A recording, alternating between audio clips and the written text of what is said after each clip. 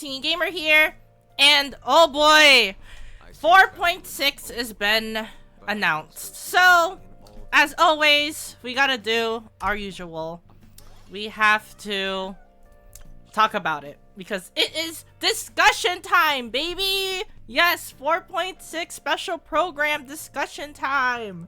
So, you already know the rules. You already know what goes down here if you do see the discussion videos before. So, without any further delay, let's just get on with it. So, we're going to be transitioning to the special program. Of course, I have to put a disclaimer because I didn't put it last video, so I have to do it now. So, every single piece of info is going to be coming from the special program as well as Honey Impact. So, if you want to check those out, then check those out. You can check out Honey Impact by going to their website, or you can go to the special program, which also has info as well. So yeah, just have to put those disclaimers out of the way. So yeah, those are where my sources are, and those is where my information is. So yeah, so those sources, check them out. So yeah, well, anyways, it's time to talk about the two worlds aflame, the Crimson Knight fades. Yes, this is the arlecchino update. So yeah, there's not really that much to this version. Also, I do have a lot to say about arlecchino because she might define the meta. She might change the meta actually for pyro characters because, well, for the longest time and forever, Hu Tao was the best pyro DPS. Now we actually have a new contender.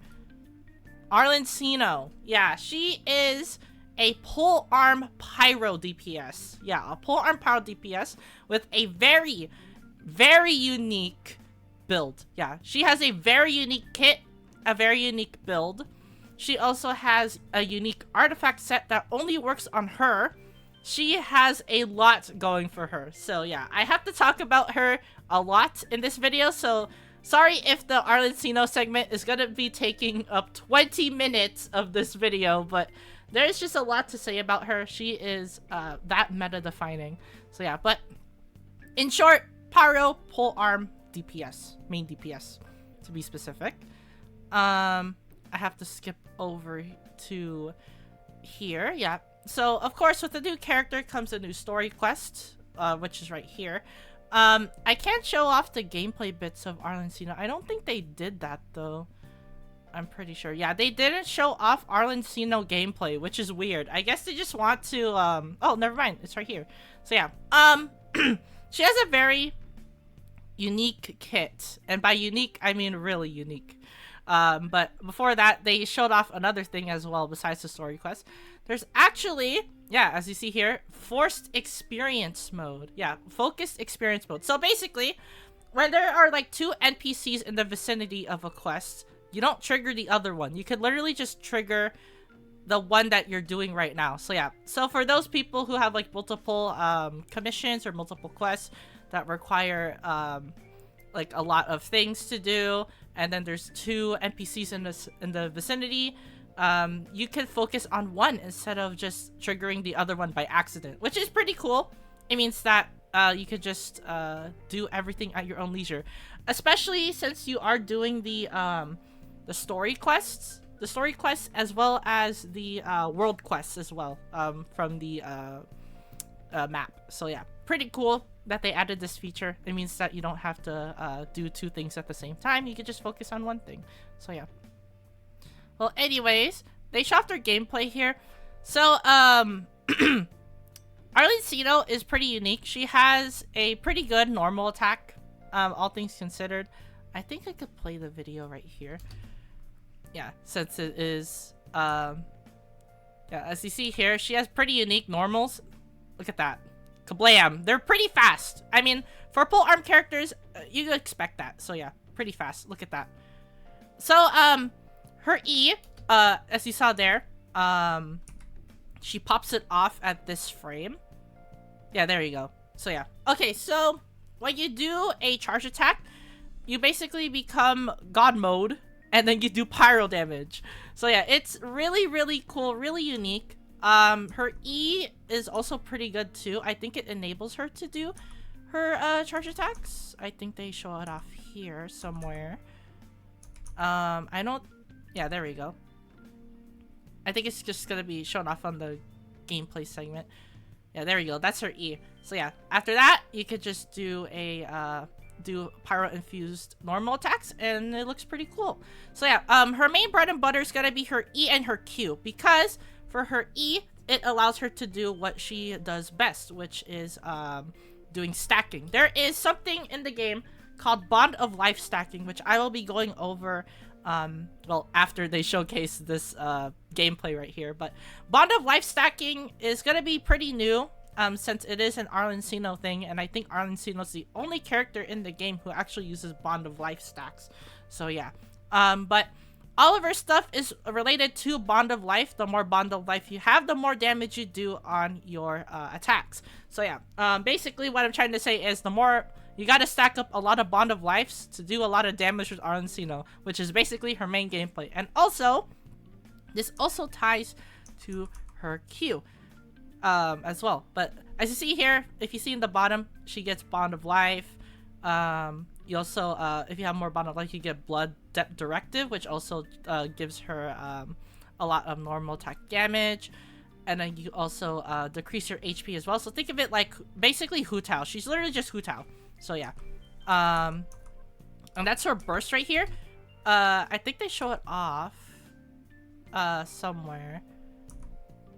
Right here. Yeah, there we go. There's her burst. It's literally nothing special. It is just a big AoE pyro burst. But it's really good for arlecchino, because if you use your Q with Bond of Life stacks, you convert that Bond of Life into healing. So yeah, this is the only way, by the way, this is the only way she can heal. She has to heal with her burst. You can't heal with other characters. So you can't heal with Bennett, you can't heal with Barbara, you can't heal with any other healer, you can't even heal with Baiju.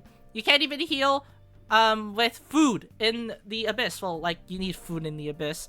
But yeah, arlecchino can't even heal. So yeah, you have to heal with her burst. Outside of battle, though, food is fair game. You could use food outside of battle. But inside of battle, aka the Abyss, you can't use any healing. So you have to rely on arlecchino's burst to heal, which I think is probably going to be more than enough. I mean, Hu Tao relies on her burst to heal if you are running Hu Tao with no healers. So arlecchino is basically the same thing. But since she can't heal with other party members, this means that she cannot synergize with Farina. Yeah, she can't synergize with her, which sucks. So yeah, you probably have to use other alternatives for arlecchino, but if you are crazy, you can make it work. You can do arlecchino and Farina combos if you want to, but it is not recommended to do that. So yeah, just don't. Also, she has pretty unique effects as well. I mean, I think they show her floating above water in this one. Yeah, there it is. Yeah, that's her charge attack. Yeah, pretty cool, right? This is probably her fastest movement in the game, I'm pretty sure. I'm not sure, but yeah, that's just arlecchino for you. So here is the weapon. I have to showcase it first. Unless they showcase phase. Okay, yeah, then I could just talk about the banners. So in the first half of the event wish, we have arlecchino and Linny, which is basically two of the best pyro DPSs in the game. I'm not joking. These two are really good. So it's either pick and choose. But since arlecchino is new, arlecchino. So yeah, either arlecchino or Linny, both are pretty good pickups for this one. Really nothing for me to say here except choose who you want to choose. I mean, both are really good pyro DPSs. You will not be disappointed. As for the new weapon, we have the Crimson Moon Semblance Polearm. By the way, this is the only polearm in the game where arlecchino can make it a scythe. There's no other weapon out there that can be a scythe other than this weapon. So, if you want it for aesthetic purposes, get it. Definitely get it. But, if you are using other weapons, then she will look pretty awkward with it because, you know the yellow glowing effect that is on certain weapons? Yeah, it's on a polearm, which is shaped like a scythe, which is really weird. So yeah, you don't want that to be, well, your arlecchino. But if you do care about aesthetics, then just get the weapon. It turns into a scythe. It's pretty cool. So yeah. And as for the second half, we have the Wanderer, which is the best exploration character in the game. And we have Baizhu, who's the best Dendro healer in the game. So, you have 3 characters on this version update, which is really good. Wanderer is okay. He's okay. He got dethroned because of Zhao. I'm just gonna say that. Because Zhao now has a great support in the form of Xiangyun. So yeah. Or Xinyan. No, Xiangyun. Yeah, Xiangyun. So yeah. Yeah, Zhao has a great great support via Xiangyun. Or Xinyan. But yeah, it's really, really good. Zhao is really, really good with Xiangyun. So yeah, but Wanderer on the other hand is he's just there. He's pretty good though. If you combo him with other characters, you could literally run the Avatar State team, which is basically just Zhongli, Xiangling, and then Xingqiu, aka the Liwa team. So yeah, you can't just run Avatar State Wanderer, but you can't do that.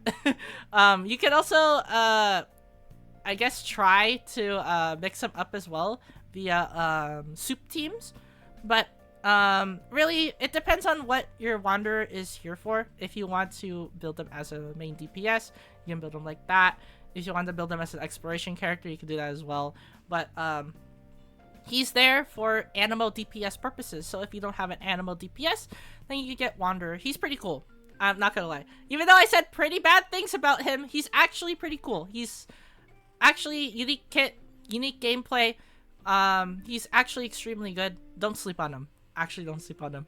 And then as for Baizhu, look at every single Spiral Abyss team, or every single Dendro Spiral Abyss team, and tell me Baizhu is not there. Yeah, enough said. So yeah, so basically, as for priority on pulling, you have, in my opinion, it's arlecchino, then go for Baizhu, and then go for Linny, and then go for Wanderer. Or if you are desperate for a Dendro healer, then Baizhu first, then arlecchino, then Linny, and then Wanderer. So yeah, it's either pull for Wanderer or Baizhu, depending on what your roster needs. So yeah, these are pretty good banners to pull on, definitely for sure. So yeah. And then, well, they introduced a new boss fight right here, the Knave. It looks pretty cool. I mean, I'm not gonna put it there because it's just gonna be spoilers, so yeah. Of course, there's gonna be new artifacts right here. I think they show it off. Yeah, Fragment of Harmonic Whimsy, and an Unfinished Riviere. So yeah, it's pretty cool artifacts. We could check them out later on Honey Impact. And then we also have a new story quest, which is a, I think a Sino story quest. So yeah, pretty cool. We get to see more Sino crap. So yeah, pretty awesome. So yeah. But now, it's time to go to Honey Impact. So let's just transition to Honey Impact right here. So yeah. Alright. So, this is going to be very interesting. Because, look at this. We got arlecchino. We got a new pole arm. We got artifacts. We got a bunch of other stuff too. We got exploration stuff. So yeah, it is a pretty stacked version. So yeah, unlike the version we have right now, which is a nothing version. So yeah, but anyways, let's discuss about the character first, and then the weapon, and then the artifacts. So yeah, so here is arlecchino. So we already talked about what her kit is, so I'm just gonna summarize everything here. So her main level up is bonus crit damage. So yeah, it's pretty good. So basically, you could just run a crit rate helmet, works. Or if you want to be a 300% crit damage god, then you don't have to run crit rate helm. You could just run crit damage helm. So yeah. Here is her normal attack, Invitation to a Beheading, which just does 6 attacks, which is pretty fast. You can also do a charge attack to give movement up to 3 seconds. As you see in the video when she floated above water. So yeah, pretty cool.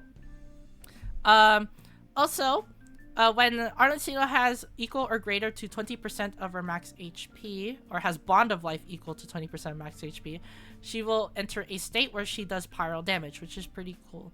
So, and also, when you're in that state, you're able to deal extra damage, which is scaled off of attack and her current Bond of Life percentage, which is pretty cool. So basically, everything about her kit is about Bond of Life. You will see that a lot in her kit. So yeah, for her E, you already see it right there, Bond of Life. You need Bond of Life because that is basically what her main bread and butter is. So you use E, and then you get Bond of Life stacks, which basically gives you normal attack damage. So yeah, pretty cool. So yeah. But as you see here, you deal pyro damage on her E, which is pretty cool. You also absorb 40% of her max HP as Bond of Life. By the way, it only takes 20%, which means that when you cast her E, you automatically get the normal attack damage, which is pretty good. Unless you are like below HP, or below like 40% HP or 20% HP or something like that, which is kind of impossible because her burst heals her. So yeah, it's kind of eh. So yeah, weird, but sure. Also, the max Bond of Life she can get is 80% of her max HP. Just keep that in mind if you are using her E to gain Bond of Life stacks. So yeah, but mainly the bread and butter, I mean, you already see it here, is E, then normal attacks.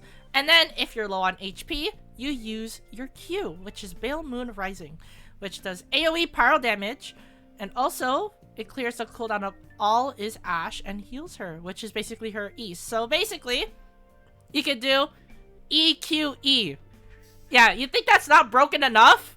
Yeah, arlecchino is busted.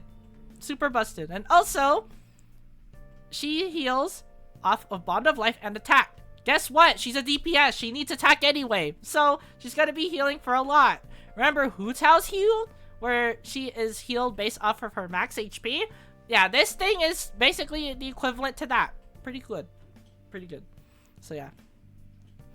And, well, remember when I said that her passive only lets her heal via burst? This is it. This is it right here. So, 40% pyro damage bonus. And also, you can only heal by Bale Moon Rising. So, that is the only caveat. You can't heal on everything. You can only heal on Q. But, 40%. You know how much 40% is? Remember, a cup doesn't reach 40%. It reaches 35%. This is busted. This is absolutely busted. So yeah, you can stack this, and you can stack a cup, and she's gonna be doing god damage. God damage. Busted. Super busted. Yeah, you can probably see the reason why I said that she could be contending with Hu Tao for the best pyro DPS in the game. Because she can. She literally can. She's that good. Okay. So next up, we have her other passive talents. So when you defeat an opponent, you basically get a Bond of Life for 70%. This is only good on mob fights, by the way, not single target fights. Just keep that in mind. But you get 70% of Bond of Life, which is pretty good.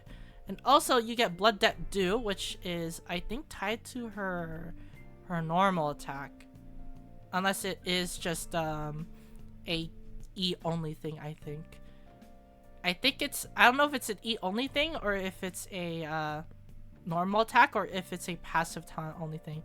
Okay, never mind. Yeah, no. It's an E only thing right here. Yeah, Blood of Debt directives. So when you get Blood of Debt, you get a bunch of buffs as well. So yeah. Okay. Yeah, pretty good. Yeah. I think so. Yeah, Blood of Debt. Yeah, it's just a sigil thing that gets attached to enemies. So yeah, okay, so yeah, so she gets 70% worth of Bond of Life if you defeat a opponent with Blood of Debt directives. Yeah, there we go. Yeah, sorry I had to read a bit of that. It was kind of confusing, but yeah, just think of it like Hu Tao E, where she gets the Blood Blossom. Instead of Blood Blossom, it's called a Blood Directive. So yeah, but she is able to get 70% worth of Bond of Life. And remember, she needs all the Bond of Life in the world to do her damage. So yeah, the more Bond of Life you have, the higher her damage becomes. So yeah. And over here, we have a actual defensive passive. So you get 1% of elemental and physical res for every 100 attacks she has. in excess of 1,000. So she's able to get 20% off this. Remember that her attack is going to be really, really high, especially with her 5-star weapon. So basically, this means that you're probably just going to get 20% naturally at this point, because you can just run the usual attack percent, pyro damage, crit rate, crit damage, cut or helmet. So yeah, so attack sands, pyro damage cup, crit rate, crit damage helm. Yeah, your typical build. Also, I want to talk about these two constellations, by the way, because this is what most players are going to be going for. So if you want her to become one of the best pyro DPSs in the entire game, you probably need her C1. Because you get a Red Death increase of 120%, which is really, really high. And remember, it's tied to her normal attacks. So yeah, you get a 120% increase boost on your normal attacks. That is nothing, and I mean nothing to scoff at. That is extremely, extremely broken. Also, she gets interruption resistance on normal attacks when she is affected by Mask of the Red Death, which is all the time because you're using your E. That is super, super busted. So yeah, I just want to point that out. If you are going to be getting Arlecchino to her max potential, C1 is probably the way to go, which means that you probably might want to get her C1. So yeah. And also, if you want her to be even more broken, you can get her C2. So, remember the blood debt directives? Screw that. You now have blood debt due. Yeah, so you don't have blood debt directives now. You literally skip that step. You get blood debt due. Also, she's able to absorb due, which deals 900% of her attack as AoE pyro damage. This is busted. This is super busted. So yeah, 900%. That's the highest scaling I have ever seen in my life. So yeah, if you want to make her extremely broken, and also if you want to take away the directives condition and get a blood debt due instantly, then this is the constellation to go to. This is extremely busted. Nothing to scoff at. So yeah, really, really busted. There's really nothing for me to say. So yeah. Next up is the Crimson Moon Semblance. I have to talk about this weapon, so yeah. So, you don't need that much crit rate, honestly, because this is a weapon where you get instant crit rate. You only get crit rate helm if you want to give her, like instant crit. Basically, just have 100% crit. But, you don't really need that, since her weapon does give her crit rate, so you just have to get the crit damage helm, which is, pretty cool. But, her pole arm is pretty interesting, so this is the level up stat, 22.05% crit rate on level 90, which is pretty good. Let's read the passive right here. So, she gets Bond of Life, 80% of her max HP when a charge attack hits an opponent. So yeah, so you want to mix in charge attacks, which is pretty often. You're going to be doing that for Arlecchino. So yeah, which triggers once every 14 seconds. In addition, when the equipping character has Bond of Life, they gain 12% damage bonus. That is basically free. It's literally free. 12% damage bonus. Yeah. If the value of the Bond of Life is greater or equal to 20% of max HP, that's instantly gotten because remember, Arlecchino's E gives 40% of Bond of Life off her max HP. Remember that. She gets an additional 24% damage bonus. You see why she's broken? Not only her weapon gives her more damage, her kick gives her more damage. It's dumb. It's dumb. It's really, really dumb. Yeah. This weapon is busted on Arlecchino. Definite summon if you want to get that. So yeah. And as for the artifact set, this is Arlecchino's artifact set. So when the value of a Bond of Life increases or decreases, which is all the time because Arlecchino uses Bond of Life as her mechanics, you get 80% damage for 6 seconds with a max of 3 stacks. Remember, she's going to be doing this constantly. Yeah, this artifact set's also busted. So yeah, damage, more damage. Yeah, really nothing for me to say here. So yeah. Also, here we go. This is a interesting artifact set. I don't know what to do with this, but I'm pretty sure there's probably going to be a burning character or a character that uses burning that's meta. So yeah, it is really, really weird. So yeah, but here's the description. You get, or after you leave combat, so basically this is just a support artifact set. Damage dealt increased by 50%, which is pretty cool. It means that you can become a sub DPS, which is pretty great.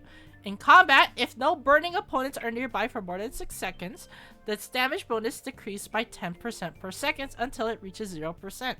When a burning opponent exists, it will increase by 10% damage until it reaches 50%. This effect still triggers if the equipping character is off-field. So, basically, if you don't have a burning opponent, you get 0% damage bonus, which is dumb. It's dumb. But if you have a burning opponent, you get 100% damage bonus. So basically, this is just a burning artifact. So now burning's actually pretty good. So yeah, but there's no character in the game that could capitalize this unless you're Nahida. So yeah, well, Nahida mains, I guess if you want to give her this artifact set, you can. I think Alhaitham could work pretty well with this artifact set too. So basically, just give it to any Dendro character who works well burning. That's basically it. Also, I think this might be Toma's best artifact set because he's used in a lot of burning teams. So, yeah, I think this artifact set is the best artifact set for Toma. Definitely. But this raises a question. Is there going to be a burning character in the game that's gonna be meta because of this artifact set? I don't know. I mean, they made this artifact set for burning for a reason, so it must be. So yeah, but as for now, I think Toma is the best user of that artifact set. So yeah, and that's basically it for the special program. It's pretty weird. I mean, weird artifact sets, but we get a pretty broken character at least. So yeah, I will look forward to that. So yeah, but anyways, now it's time to close off the video by talking about the events. So yeah, but first off, new area. So yeah, that really big, huge area between Sumeru and Fontaine, that is a new area. So yeah, pretty cool. As you see here, there's a lot of things. There's a lot of stuff to explore underwater sections too, as you see there. There's also a new boss that comes with it as well. Right there, statue of the marble and brass, which is basically just gonna be a arlecchino character upgrade material boss. So yeah, grind that if you're gonna be leveling up arlecchino, which is, I think, gonna be all of you guys. And here is another event, the iridescent Arataki Rocket for Life Tour, the Force of Awesomeness. Oh my goodness. Arataki with his long names. So yeah, this is another music festival. This guy looks familiar, right? So yeah, there's gonna be a lot of things going for this event. You get to fill in music notes. I think there's gonna be a rhythm game too, but you get a trumpet, a cool trumpet to play with, which is pretty nice. So yeah, really nothing for me to say. You just play a lot of stuff, as you see there. Which Rhythm Force is back. Rhythm games, pretty cool. I mean, I love the rhythm games, which is pretty nice. So yeah. Also, Wind Trace Seekers and Strategy. All I have is one word for this: Dead by Daylight. Well, not one word, but one game, Dead by Daylight. This is literally Dead by Daylight because in this game mode, you literally repair generators. You repair generators. You literally repair generators. This is Dead by Daylight. This is Dead by Daylight. Okay, so the main objective is to basically repair 4 generators. So instead of 5 in Dead by Daylight, you basically repair 4 in Wind Trace. If you get caught twice, you're out of the game, which means that if you get caught once, you basically get a free chance to escape. It's literally Dead by Daylight. I am not joking. It is literally Dead by Daylight. It's just -1 on everything. So -1 on hook, -1 on generators. So basically you repair 4 generators, and instead of getting on hook, I think 3 times, you could get on hook 2 times. So yeah, pretty weird. But other travelers, of course, can basically help you escape, aka getting you off the hook. So yeah, it's pretty unique. It's gonna be a really interesting event. I'm just gonna say that because, well, I mean, I used to be a Dead by Daylight player, but not anymore. But yeah, this looks interesting. It's literally just Genshin Dead by Daylight. Yeah, except that just mix and prop hunt with Dead by Daylight, and you get Wind Trace strategy and seeking. Yeah, it's really weird. So yeah, but yeah, as you see there, look, even if you have multiple players on a generator, it goes faster. This is literally Dead by Daylight. It's literally Dead by Daylight. Dead by Daylight. Dead by Daylight. Yeah, I'm just gonna say this, expect a Wind Trace video in the future. Yeah, literally Dead by Daylight. I think that's it for the Wind Trace that I have to talk about, so yeah. Alright, so here is a new event, Specialty Shaped Surian Search, which I think is a unique event. Yeah, right there. So you get to fight bosses, pretty cool! It's really cool. So basically we get challenge stuff. We get actual hard content in the game. Finally, after so long, basically 2 versions ago. So yeah, but we get to do this, which is pretty cool. So yeah, we get to flex our character